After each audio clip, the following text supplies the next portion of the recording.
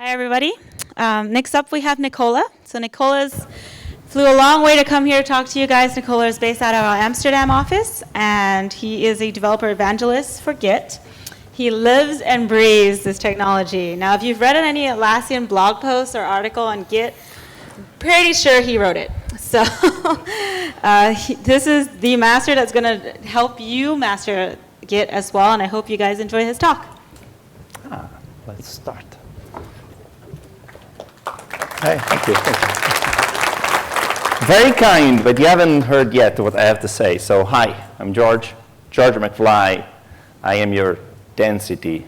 I mean, your destiny for the next hour. So apart from my silly Back to the Future joke, I put this slide up for two reasons. One is there have been some great sessions. So if you guys didn't see them, so there's a session from Tim on the business case for Git, a session from Stefan on scaling Git, and a session from Marcus on branching models. If you haven't seen those yet, they will appear on a Summit website soon. So I encourage you to check them out if you missed them. And you still have time, 3:45, there's going to be a talk from Sarah on continuous integration and Git. So I encourage you to check it out later. That's one of the reasons why I put up this old 80s movie slide. And the second one is George McFly himself. At the start of the movie, he's a bit indecisive, a bit weak person, insecure, and at the end of it, after history is rewritten, then he becomes like a very competent, very charismatic leader. And that was my bad joke of the talk. So, so that's what I would like to do with this talk. Is you guys probably have been using it for a bit, and maybe in some areas you're not too confident, and you'd like to get better, understanding a few new tricks, new tools that you can use to improve your skill. And that's what we're going to do today. So before I delve into various sections, let me tell you what I'm going to talk about today. So we'll cover a few areas, some more low level than others, and I'll be available later for questions. And feel free to use Atlassian questions if you want to know some of the details, and I'll be happy to help you out. So we'll cover, this is what we'll cover. First, the baseline, some baseline related to, when you use Git, you have to have these things. And I am always surprised that many people using Git day in, day out, they don't have, for example, a prompt which shows the branch they're in. So I'm going to give you a couple of tips on how you can fix those things. That should be pretty easy. And also, you use a command line. These Git commands can get quite long, and you can actually reduce the size of your commands and make them a bit more efficient and more shorter. And so I'll show you a few tricks that you can do with aliases. And those are relatively baseline stuff that can still give you a big boost in productivity. So I'll share some of those. Then I'll show you a few tricks on how to hide content from Git itself to Git and from Git itself, or hiding content inside of Git, and I'll explain you why that's useful. Then we talk about conflict resolution tips. So nobody likes to have conflicts. Nobody likes to solve merge conflicts or rebase conflicts, and there's no reason why we should try to make the experience a bit more pleasurable. So I share a few tricks and a few concepts, high-level concepts, that hopefully will make that experience a bit less painful. Then we'll talk about polishing your code. I'm a big advocate of considering your commit log, your commit messages as part of your development documentation. So I'll show you a few tricks of what you can do to polish your code history before you share it with your colleagues. So we talk about rebase and some of the intricacies and some of the things you can do with rebasing, an interactive rebase. And then one of the bigger topics of the session, we'll talk about how to prevent, how do you enforce, how do you make sure that nobody's actually impersonating, nobody is forging your history, your commits. And so I'll give you a brief introduction to signing releases, how does that work, why do you want to do it, and what are the gotchas. So high-level introduction to public key management and that sort of things.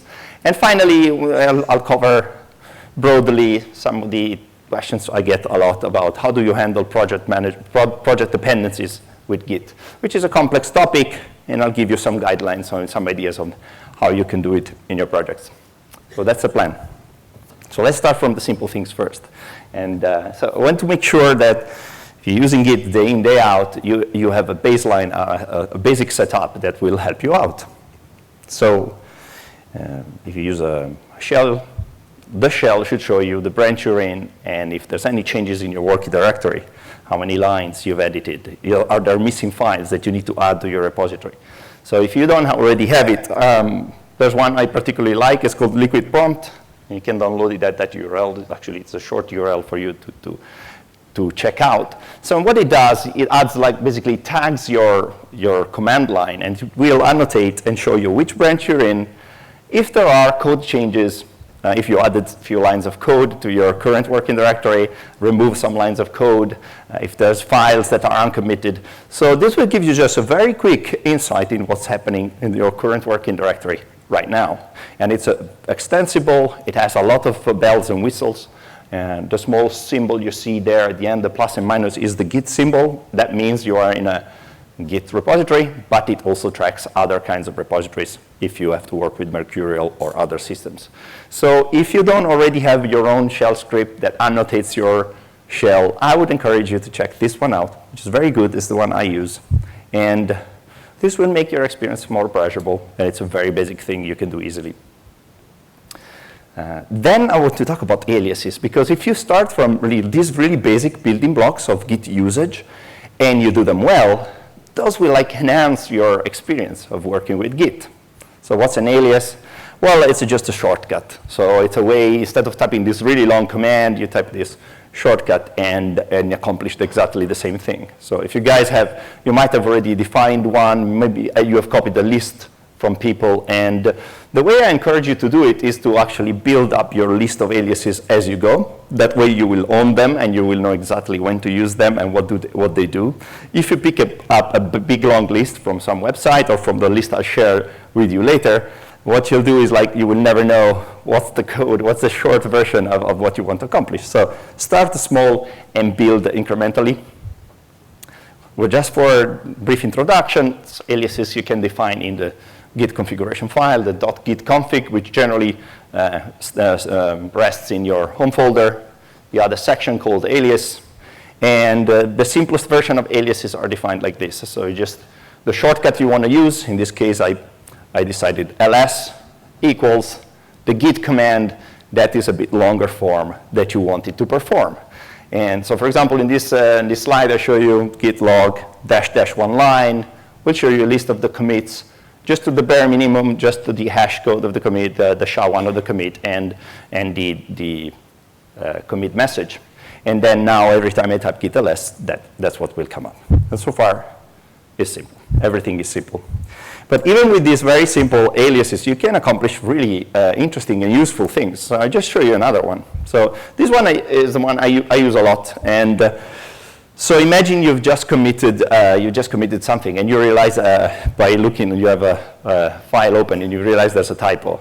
It's not really something you want to put in an extra commit. You just want to amend the previous change, right? The previous commit. So if you type commit -a -amend -c head, what you'll do is you'll take all your modified files, uncommitted changes, and add them to the previous commit, keeping the same commit message.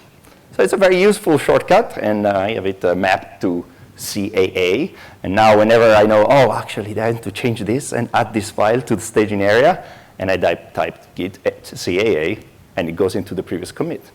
That's very all nice and dandy, but there's only so much you can do with these aliases if you cannot pass parameters to it. So there is a limitation with the simple aliases where you cannot pass simple parameters to it. Now my question to you is there a way to pass parameters to Git aliases? And the answer is, well, first is that's my evil laugh. So you'll see this at several points during this presentation. It means, yes, I have an answer for this. And it's a sort of a trick, and it works very well. So the way to pass parameters to aliases is you can shell out in your alias. You can basically shell out to bash or to your shell and execute a bash command.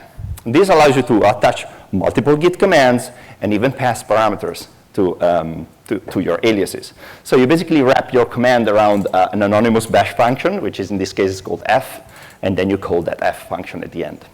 So with this trick, you are able to access all the shell expansions from your command line. So $1 is going to be the first parameter passed to your alias. $2 is going to be the second one.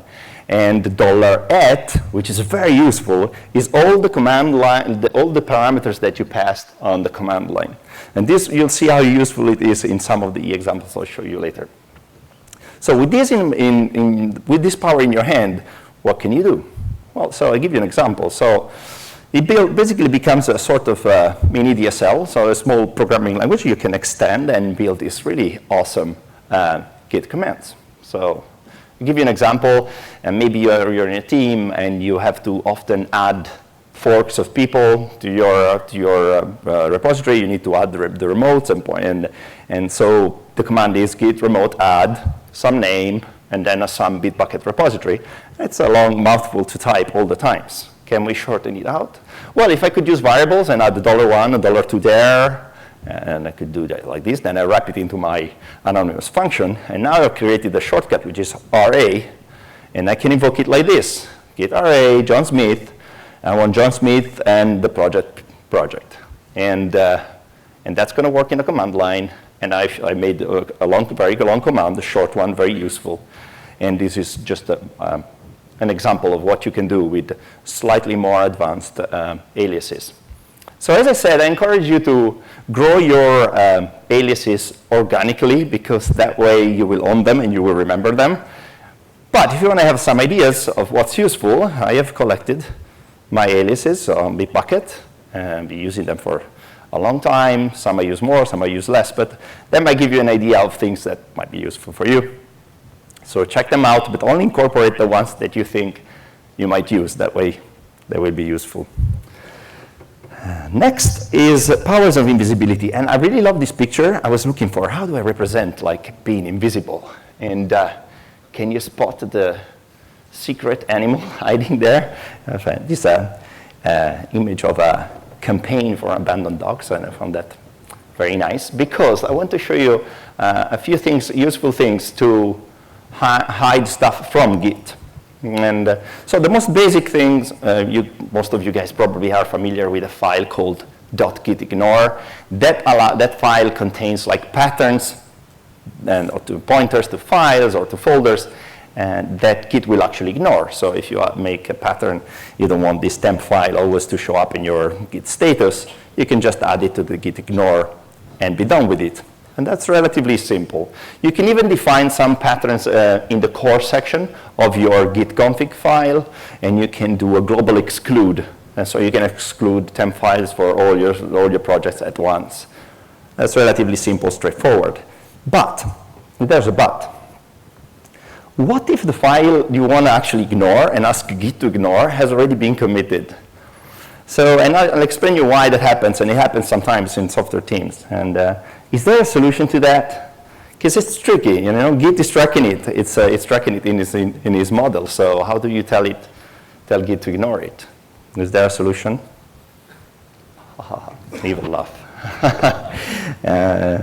Yes, there is. So I have a solution for this, and it's a low-level command that can help you in these situations. But let me explain you why you might need it. So sometimes software teams have configuration files, and like for the production setup, and then you want to run things locally, and you have to change that configuration file for your local setup. It's not optimal. So what you would like is a per-user configuration, but in some projects that might not be doable, or it might be too complex to change. So you have to change your local configuration file, but always remember not to commit it. And that's painful. So there's a way to tell Git to ignore changes to a file, even if it has already been committed. And it's a low-level command called update index. And you can pass update index a flag saying, OK, for this specific file, assume that it is always unchanged. And if you do that, you can change the file, and Git will just like silently ignore any change to that file.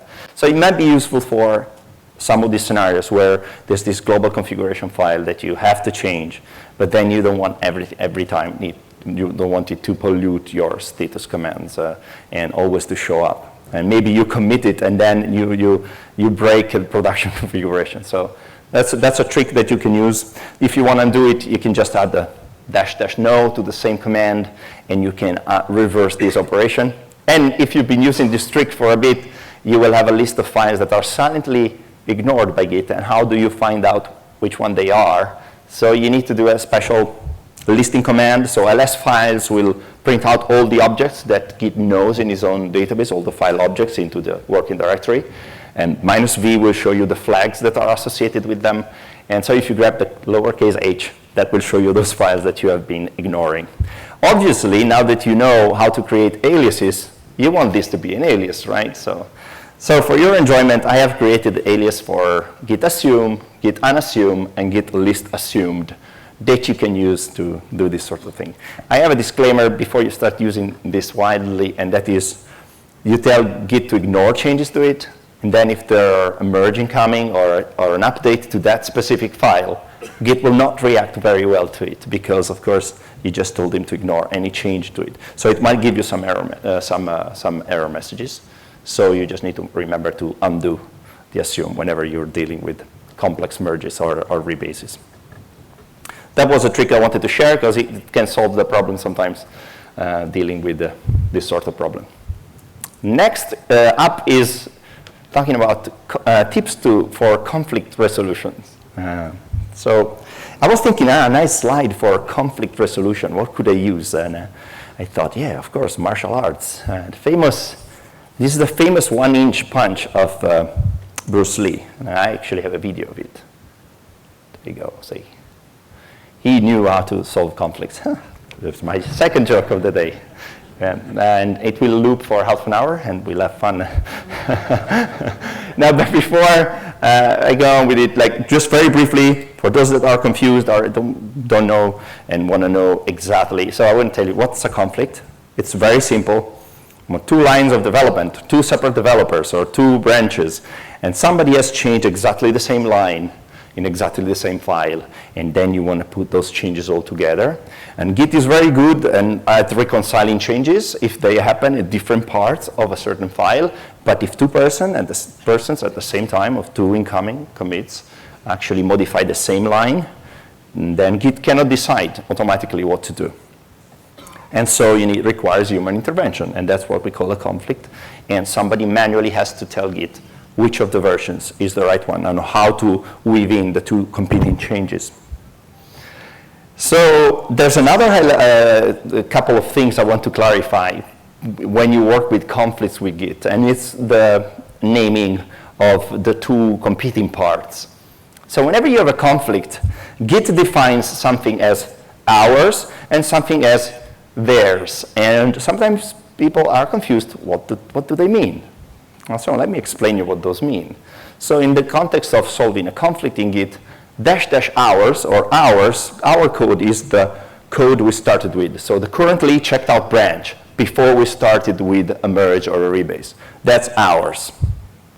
Any change that's incoming from outside via a merge, a rebase, or any other way, even a cherry pick or whatever, and that cannot be applied cleanly, that's theirs.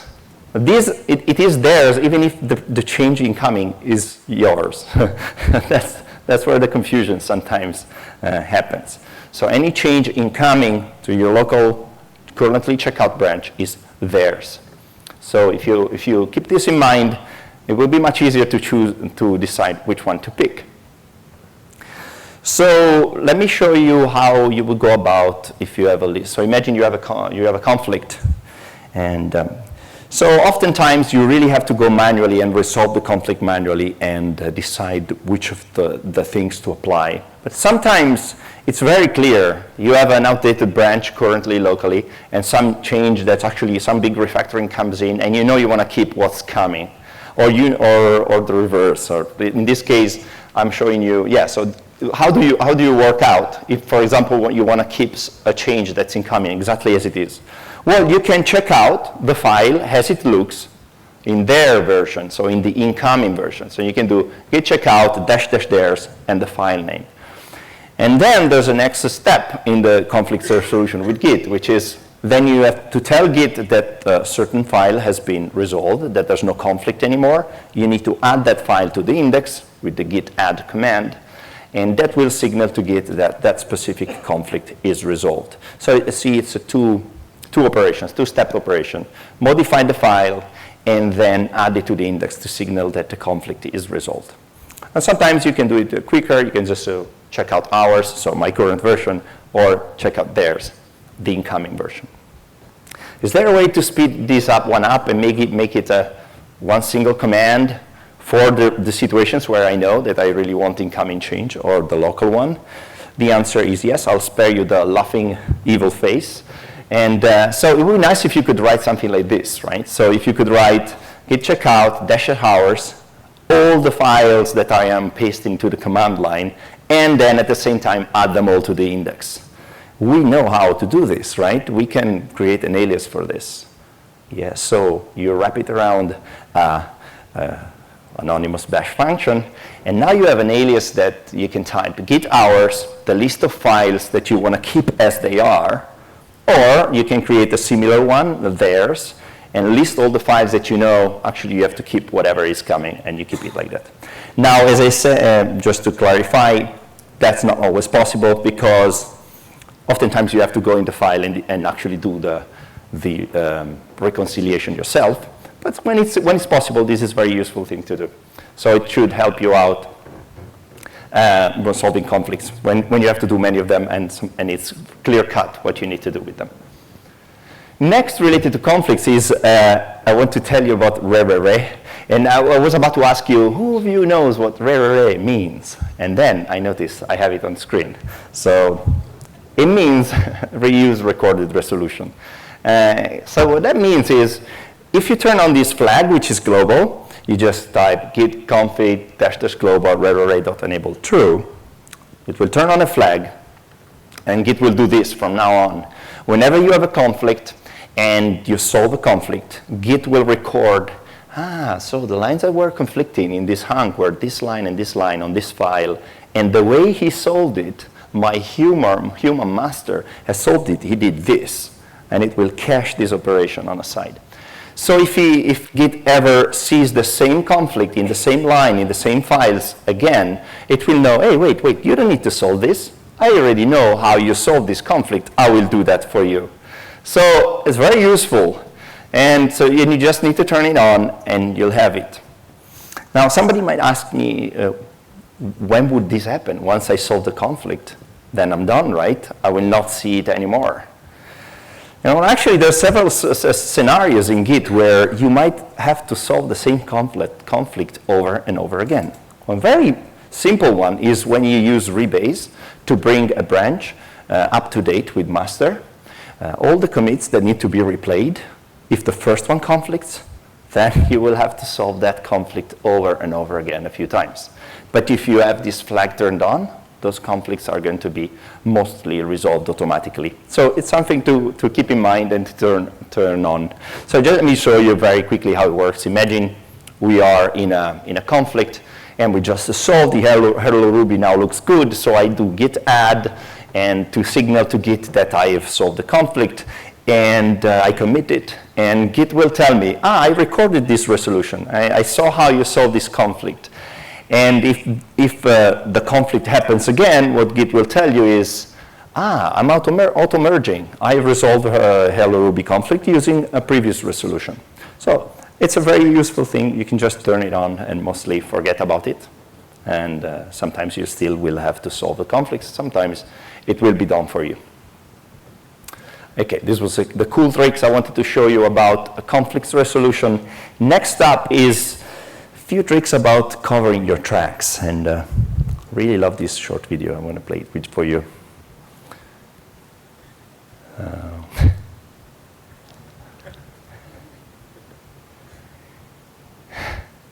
So, and actually this describes very well how you can polish your code and your history before you share it with your colleagues.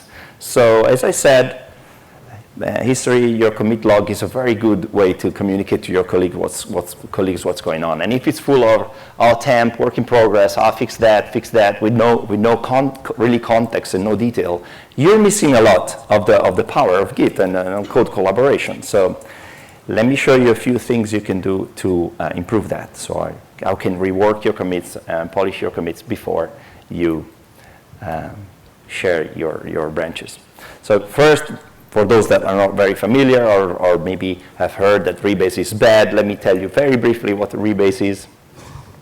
A rebase is a way to replay commits one by one on top of a certain branch. And there's nothing wrong about it. It's a very useful thing. You just need to remember that when you use rebase, you lose the context that there was actually a branch. You just replayed the commits one by one. So in general, you don't want to never rebase master, because master is a shared branch and you don't want to rewrite the history of master. So what you want to do, one nice way to use rebase is to use rebase on feature branches. And feature branches where possibly one person is working. So if you have a collaborative branch, maybe you don't want to use rebase in general. So the way rebase will work in this scenario is if you use rebase, you will basically slide your changes and replay them on top of the latest commit in master. And that's a nice way to keep your feature branch up to date, because then when you want to finally merge that branch to master, it will be a clean merge. You will have no conflicts, and it will be very isolated and clear which commits are part of that feature branch. And that's one way, and that's one definition of rebase. So bring a certain feature branch up to date, replaying the commits one by one. There's another mode of use of rebase, and that is reworking commits and deciding interactively what to do with them. It's the interactive rebase. So with the interactive rebase, you say, okay, I would like to rewrite these 10 commits, and you'll get a sheet of operations. It opens up in an editor, and actually, if you guys are more visually inclined and use visual clients, you can use SourceTree. SourceTree has a very fantastic interactive dialogue to do interactive rebases, so I encourage you to check that one out. And so you have this sheet of operations, and you can decide, okay, these two commits I want to squash together. This one I just want to change the commit message before I share it with my colleagues. And you have all sorts of like 6+ chances or operations that you can do on the commits. Now, if you use, I encourage you to explore and try these interactive rebases so that you polish your history before sharing it with others. But there's an even cooler feature. It's a recent with more recent versions of Git, which is the auto squash feature. And I want to tell you a little bit about it. So as for the re feature I mentioned before, it's a global flag that you can just turn on and forget about it. And what this will allow you to do is, as you're working through a feature and you're going very fast, you want to commit it a lot so that you don't lose the changes you're doing, but you know that you will want to polish it before you finally push it and share it with your colleagues. So as you go, when you know that you will have to rework it, you can immediately start annotating your commit messages with squash or fix up or reword. And what this will tell Git is we'll pre-populate all the actions that you will do later when you'll rewrite the history. So if you know, oh, actually these 3 commits should go into one, you just commit them prepending squash ! To them. And then when you do the rebase, basically Git will do that automatically for you. So you won't be needing to edit the rebase operations anymore. It's a very neat thing. Once you start using it, it becomes really helpful. So whenever I mention rebase, I need to give a warning. Do not rebase, do not rewrite the history of branches that you have already shared with others, or branches that you're working on with other people, because you will break their work. They will have a list of commits with completely different IDs than yours, and nobody will understand what's going on. You will have to revert back, and so it's a painful thing. So it's very nice to rewrite the history of your local branches, but don't do it for the remote branches. Next up is a section about preventing tampering. So there's several industries where you have strict requirements, security requirements, ISO processes. And so I want to give you some guidelines on what you can do to lock down your repositories and think about security concerns. You always need to remember that whenever you manipulate the security and processes and lockdown, then you will affect this development speed of your team. So the less regulation, the more freedom, the faster the team generally will go. It's a generalization, but it's generally true. So you need to find your own balance between locking down your repositories and letting your team work as fast as they can. But having said that, let me show you a few things you can do to lock down your repository and think about security concerns. So the first thing is, this is very, very specifically for heavily regulated industries, and it's a local configuration change that you can do to prevent a single developer on his machine to rewrite commits. So what I was just telling you is really nice to polish your history before you publish it. If you implement these local changes, the developer will not be able to do it. So you do it by adding a global configuration in the receive section saying deny non-fast forwards. Nobody can rewrite history. Nobody can delete commits, so deny deletes. And also do always a file system check of the all checksum of all the objects. So if you add those ones, you will be very strict also locally on your local machine. Every developer will be. This will not be that useful if somebody else on another laptop doesn't have those configurations and starts pushing and rewriting history and deleting branches remotely. So of course you want a way to avoid that on the server side. So in the Git distribution already there is an update hook which is called update paranoid. I didn't come up with the name, but I could have. And that actually does that. You install it as a hook in your Git server, and it will prevent rewriting history on the server. But if you guys use Stash or Bitbucket, we have it embedded for you for free. It's actually a free plugin called Reject Force Push, actually. And you can turn it on, and it will prevent people from rewriting history, deleting branches, all automatically. Bitbucket has it too. The UI is slightly different. You just need to specify which branches you want to protect. And it's very simple and supports exactly the same functionality. So that's one sort of concerns. The other one is about tampering with the history. Can somebody impersonate another developer and sneak in like malicious changes into your code bases? And how do you prevent that?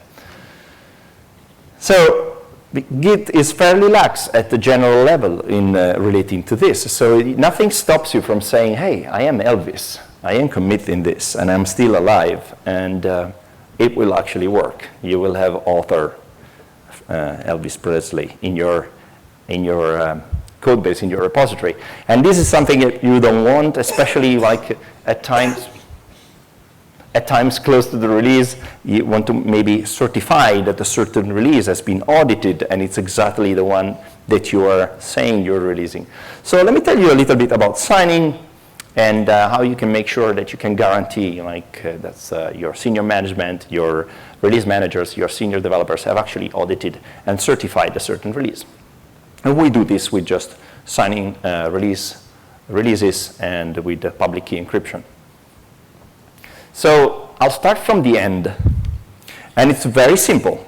Once you have everything set up to do it, you want to certify that a certain release, you have audited, verified it, and it's you certifying it, that's what you guys deliver.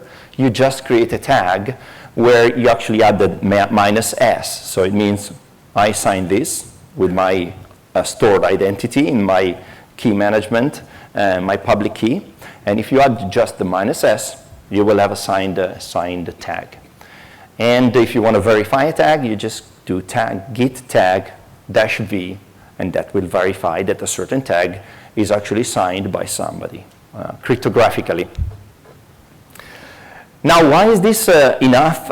So you might ask, you certify a certain tag or maybe a certain version, but how do I know that all the other commits haven't been tampered with? So this is, the answer lies in the fact that Git data structures are a chain of where each commit is built up. The idea of a certain commit is built up from the previous one cryptographically. So the state of the folders and files in the previous commit is used to make up the next ID. That means that if you certify the release branch, the release tag, you have certified that you have seen all the previous commits as they are, because nobody can tamper with. If anybody has tampered with one of the previous IDs, all the following IDs would be different. So this is to say you don't need to sign every commit. You can just sign your release tags, basically. And so as you saw, it's very simple, but setting everything up so that you can just type git tag sign, git tag -s is a bit of work. And I want to walk you through it so that you know how to do it. So what we generally use is a tool called GPG, which is, stands for GNU Privacy Guard, and it's a plain word on the commercial tool that was used for many years for public key encryption called PGP, which was pretty good privacy. And it's a public key management tool. You can store your keys, you can validate your keys, you can sign things and encrypt things with keys. So let me show you a little bit how that works. So a few commands that might come useful. You install, of course, GPG in your system, however you like, with Brew, with your package manager. And after that, you can generate a key. You generate a key with the gen key command, pick a common key length and an algorithm. And when you want to list the keys that you have stored, you can just list them with the -k. And if you want to export, like bring to screen the public keys, a certain public key that you have stored in your key repository, you just do GPG -a -- export and the key ID, and that will print the public key to screen. So with these very basic commands, then we can start to use them inside Git. So there's an extra thing I want to show you and teach you about, which is the way that the Linux kernel guys actually store their keys. And they don't pass around text files. They actually store their signatures, their public keys, inside raw objects into Git. And there's a command to do that, is the hash object command. So if you type git as object -w and then the path to a certain file, or standard output, you will actually store inside the Git repository an object with that content. So how is that useful? Yeah, so remember that you're creating a raw object inside Git if you use this command. And so you need to attach a tag to it, or Git will garbage collect it after 90 days. So how do you put everything together? Well, you say you've generated a key with the gen key command, and then you can store that key inside your Git repository by piping that command, the export command, into the hash object, and specifying that you want to read from started input. Once you've done that, you want to tag the object that is being created so that other people can reuse that tag to get the keys. And so that is actually the object, the value of the ID of the object that you got from the previous command. And once, how do you do it once you want to import the key of somebody else in your team? Say, my friend Tim has stored his own key also in the repository and associated it to this tag called Tim's key. So I can print the content of any Git object to screen using the cat file command, -p. And so if I do git cat file -p Tim's key, that will print it to the screen. And if I redirect the output on the screen to GPG import, I will import that key.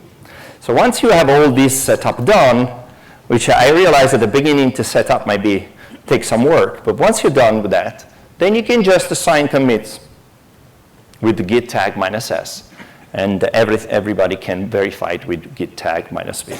So it takes a while to set up, but it's once you get a hang of it and you've done it a few times, it becomes very easy then to sign and certify your releases. I think that's what I wanted to share.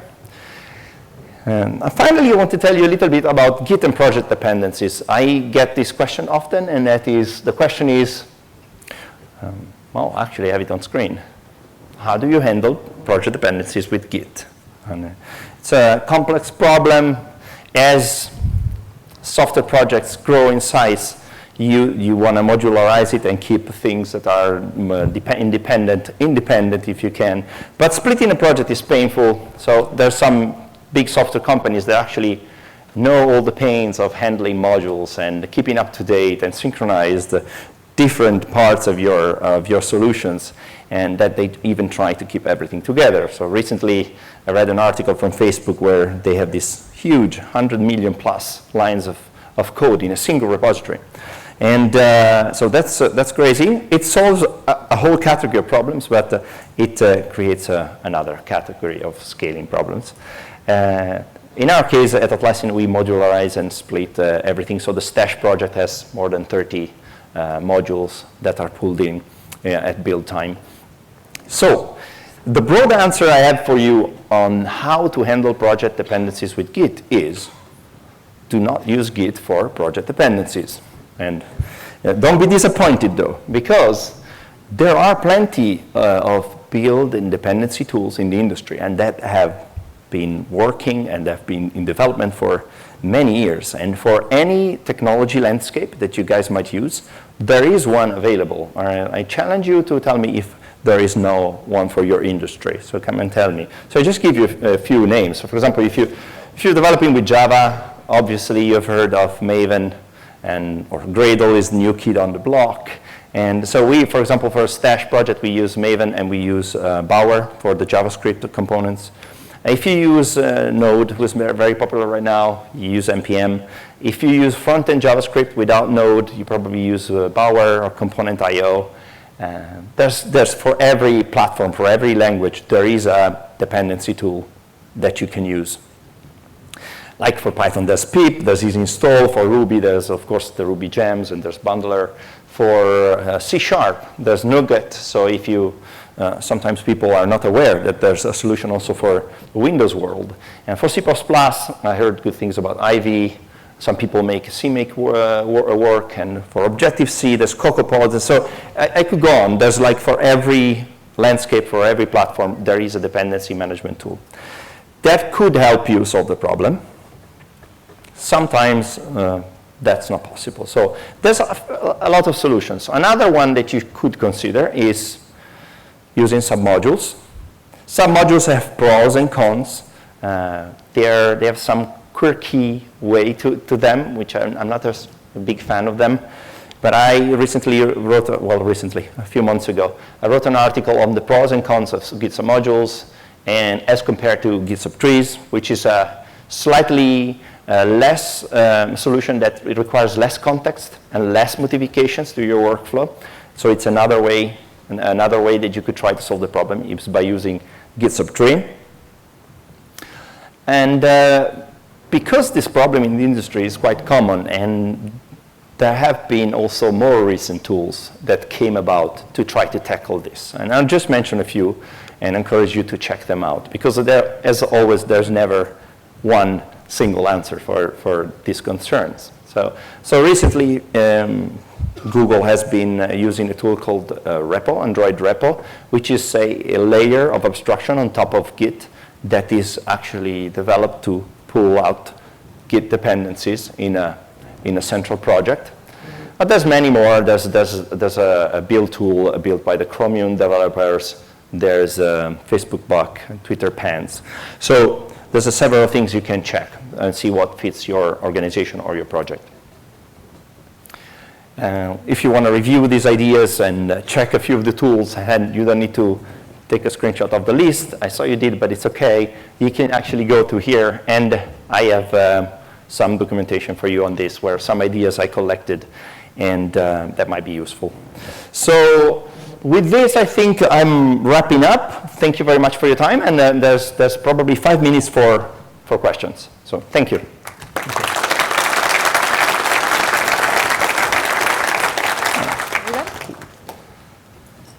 I was worried about the time, and I actually did it 5 minutes early, so that's nice. We have way more questions than I think we'll be able to go through. All right. This is not it. Again. Wow, lots of questions. Okay, let me just. I saw one. One I saw it is, have you ever had a situation where error echoes the problem? No, not that I can recall. It mostly works in the background, does its thing. And because it's very specific, so it will check that exactly the same lines are affected and it's exactly the same file. It's very hard for it to create a problem. So I'm not aware of problems caused by it. So that's a simple answer. All right, next question. Does Stash have any new improvements or features to help fix conflicts, other than how-to guide? So Stash has, as you know, a very advanced pull request view where you can see side-by-side diffs of the incoming changes, and so very advanced ability to comment on and collaborate on the incoming changes. So it definitely can help see what's incoming, and it can help you diff to different branches and see what's happening, and it will highlight if there's any conflicts. I don't think the UI right now allows you to dynamically in the Stash UI to solve the conflicts themselves. It might come in the future, but right now I think you need to use a different tool to actually solve the conflicts. Some people like to use visual tools for solving conflicts. I showed you a few tricks you can do with the command line, just because I think if you start from the command line, you then can move up to visual tools, but knowing the basics. But some people use open source tools to solve conflicts like meld. There's a few commercial ones. There's a relatively popular commercial one called Araxis merge. There's source tree has a very nice way to displaying diffs, and it's very responsive, very quick UI, and it's free for Windows and Mac. So to answer the question, Stash has a way to show you conflicts, but not a way to resolving it in the UI. Oh, next one. Can we see the repo link with your aliases again? Yes. I'll go to the slide. It was something like bit.do/git aliases, but I will find it. There you go. If you want to put it on the screen, there you go. bit.do/git/aliases.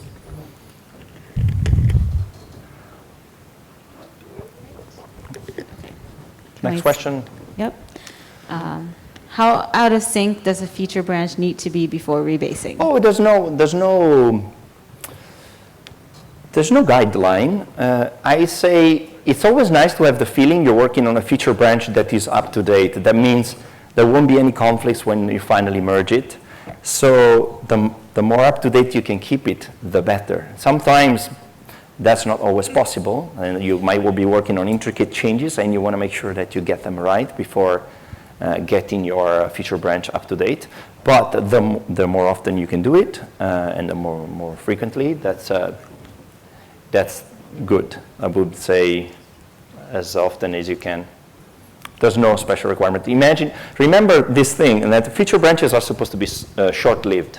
So if you find yourself that this feature branch is been going on for 10 days, 20 days, you have to rethink a little bit how you're working. Maybe you need to split these pieces of work in smaller branches, because those will be much easier to be integrated. So that's my recommendation. So it is true you might keep slightly longer running branches, like integration branches and sometimes we do that too. And in the Stash team, we do sometimes have longer branches, but then we branch off those and create smaller branches to work on individual pieces of development. Awesome. We often hear don't rebase commits that already been pushed. Could Stash a Bitbucket add-on be written to prevent this? I have to think about it. It's interesting. So Stash will highlight, and Stash and Bitbucket will both highlight when you push changes that rewrite history, so like force push, and it will show you that actually you deleted the commits. You will see the IDs of the commits that have been changed, and then we'll show you the new one. So you already have a way to find out if somebody has done it. To prevent it, it might be possible with, there's Stash is completely extensible, and we have a lot of plugin points. And we have one which is related to pull requests, very polished and complete one. So it may be possible to intercept the creation of a pull request or the update of a pull request and do something like rejecting stuff. So it's definitely possible to write a plugin that does it, I would say. And if Tim is here, he could certify my answer, but otherwise I'll ask him later. And we'll do one last question. Can you discuss some of the internal structure of Git regarding to how changes are stored and compare this versus other? Okay, so this would be a session of a few hours. And it's very interesting, and we definitely are planning a talk on the object model of Git. So stay tuned on our either Git microsite or on Atlassian blogs, because we'll come up with some explanation of this. At a very, very, very fast and high level, you have to think of Git as every commit is a snapshot of the entire code base. So every commit can reproduce the status of your working directory and all the files of your entire project, while version control systems like Subversion actually track the version of each file individually and version each file individually. And this has some effects on the various operations that become slightly less efficient in many cases. So that's a very, very high level and quick answer to that. But we would need a long session to go through it.